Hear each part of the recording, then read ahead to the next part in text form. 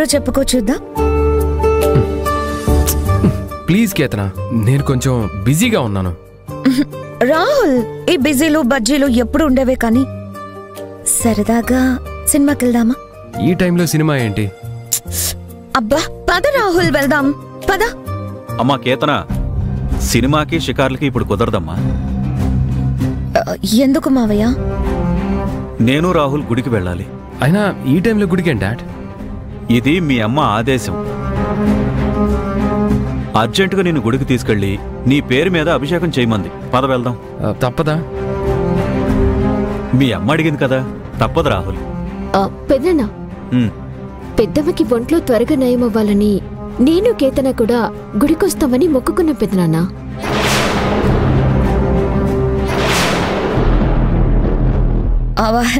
అవును మావయ్య, మేం కూడా మీతో పాటు వస్తాం. వద్దమ్మా, ముందు నువ్వు నన్ను మావయ్య అనవసరం లేదు, అంకులని చాలు. అదేంటి మావయ్య అలా అంటున్నారు? అత్తయ్యని కూడా నేను అత్తయ్యనే పిలుస్తున్నాను. తనను కూడా నువ్వు ఆంటీ అనే పిలువు, మాకు అలాగే కంఫర్ట్గా ఉంది.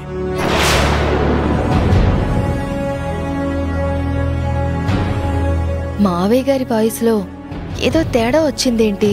ఏదో జరిగింది. ఎంతకీ అభి ఎక్కడా కనిపించట్లేదు? ఏమో నాన్న, గదిలో కూడా లేదు. బయటికి ఎక్కడికైనా వెళ్ళిందేమో. చెప్పా పెట్టకుండా బయటికి వెళ్ళిపోవటం అభికి అలవాటే కదా. సడన్ గా మాయమైపోతుంది, సడన్ గా ఇంకెక్కడో ప్రత్యక్షమవుతుంది. అయినా మనందరం గుడికి వెళ్ళడానికి అభితో సంబంధం ఏముంది? మన కుటుంబం ఉంటే సరిపోతుంది కదా.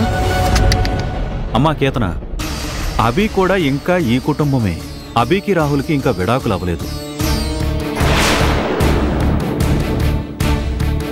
మీరు అభిని మీ కుటుంబం అని ఎంత అనుకుంటే ఏం లాభం అంకుల్?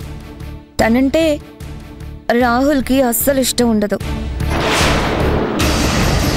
అత్తయ్య గారు అభిని చూస్తేనే అసహించుకుంటారు. ఇక అలాంటి వ్యక్తిని ఇంకా మీ కుటుంబ సభ్యురాలు అని ఎందుకు చెప్పుకుంటారు? కొన్ని బంధాలంత త్వరగా చెరిగిపోవు కేతన.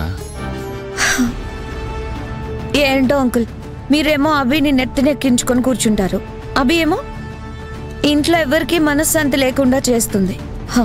ముఖ్యంగా రాహుల్ని ముప్ప తిప్పలు పెడుతుంది.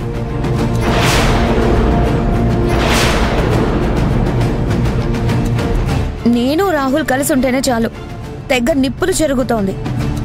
అలాంటి అభిని మీరంతా వెనకేసుకురావడం ఏం బాలేదు అంకుల్. చూడమ్మా కేతన, అభి గురించి నీకేం తెలీదు. తెలియనప్పుడు తన గురించి నువ్వు ఇన్ని మాటలు మాట్లాడకూడదు. అంకుల్ అది కాదు, 2-3 రోజుల్లో ఇల్లు వదిలి వెళ్ళిపోయే అభి గురించి మీరెందుకు అంత ఆలోచిస్తున్నారో నాకు అర్థం కావట్లేదు. 2-3 రోజుల్లో ఈ ఇల్లు వదిలి వెళ్ళిపోయేదెవరో ఇంకా తెలియదు కదా కేతన.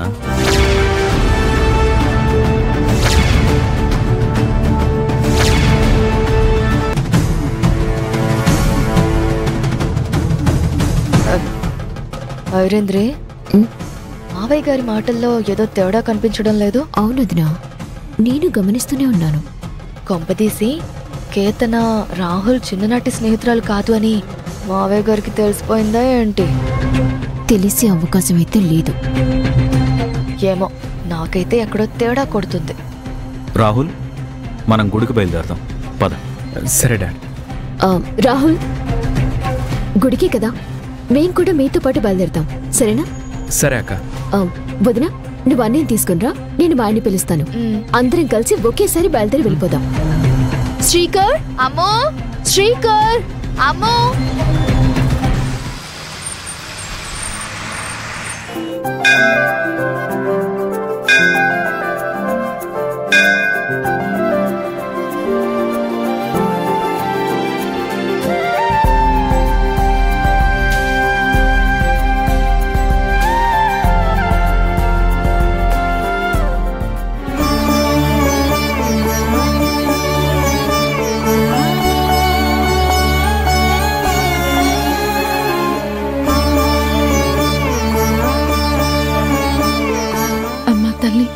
అత్తయ్య గారికి త్వరగా నయం అవ్వాలి, త్వరగా ఆరోగ్యవంతురాలిగా లేచి తిరగాలి. అత్తయ్య, మావయ్య గారు, రాహుల్ బాబు ఎప్పుడూ ఆ ఇంట్లో సంతోషంగా ఉండాలి. నువ్వు నా కోరికని ఎప్పుడు తీరుస్తావో నాకు తెలియదు, కానీ నేను మాత్రం నా మొక్కుని ఈ రోజే చెల్లించుకుంటాను.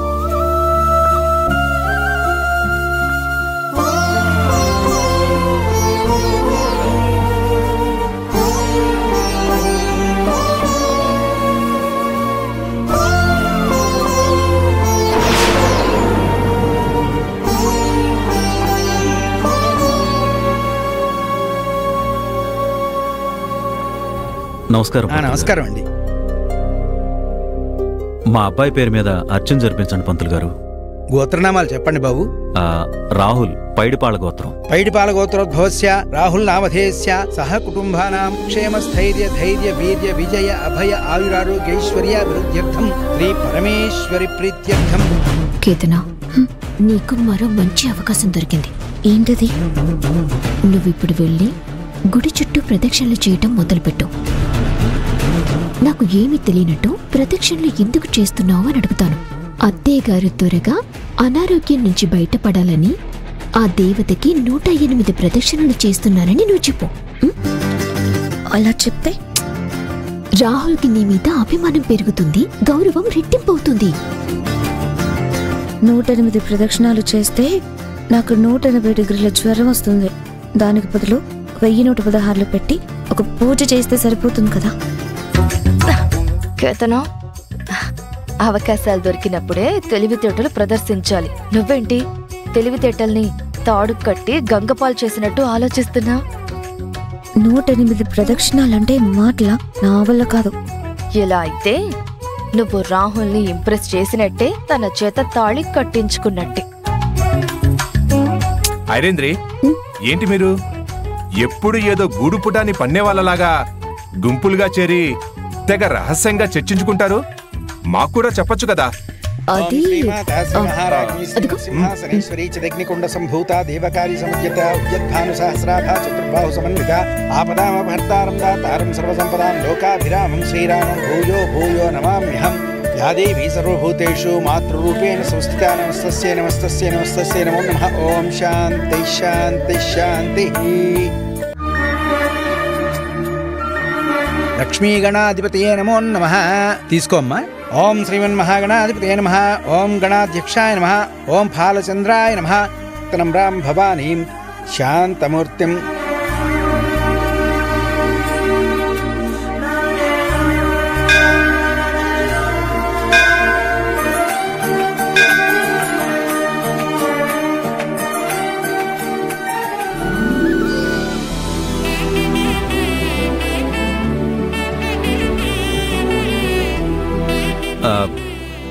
ఏమండి ఏమండి, ఎందుకు అందరూ అలా పరిగెట్టుకుంటూ వెళ్తున్నారు? అక్కడ ఒక అమ్మాయి వాళ్ళ అత్తయ్య గారు ఆరోగ్యం బాగుపడాలని నిప్పుల గుండంలో 7 సార్లు తిరగడానికి సిద్ధపడిందంట.